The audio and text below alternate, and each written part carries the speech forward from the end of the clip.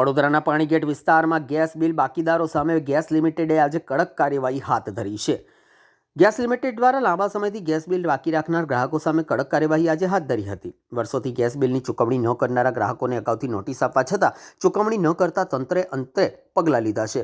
આ કાર્યવાહી દરમિયાન 200થી વધુ ગેસ કનેક્શન કાપવામાં આવ્યા, જેને કારણે વિસ્તારમાં હલચલ મચી ગઈ। કંપનીના અધિકારીઓએ જણાવ્યું હતું કે વારંવાર યાદીપત્ર નોટિસ બાદ પણ અનેક ગ્રાહકો બિલ નહીં ભરે તેવા બનાવો વધતા જતાં આ કાર્યવાહી અનિવાર્ય બની છે। ગેસ લિમિટેડે વધુમાં જણાવ્યું છે કે આગામી દિવસોમાં અન્ય વિસ્તારોમાં પણ ગેસ બિલોની બાકી રકમ વસૂલવા માટે આવી જ કાર્યવાહી કરવામાં આવશે। જરૂર પડે તો કાયદેસરની કાર્યવાહી કરવાની પણ ચેતવણી આપવામાં આવી હતી। जिन लोगों का बिल बाकी है, जो कस्टमर बिल नहीं पे कर रहे हैं, उनके घर की लाइन की चेकिंग हो रही है। साथ साथ उनको बिल भरने के लिए अवरोध किया जा रहा है। अगर वो बिल नहीं भर रहे हैं किसी कारण से तो उनका लाइन डिस्कनेक्ट किया जा रहा है। अभी तक हमने 3 दिन में लगभग 200-250 कनेक्शन काट दिए हैं और आगे भी ये प्रोसेस लगातार चलती रहेगी। अराउंड 30 लाख के आसपास। बिल्कुल आप जो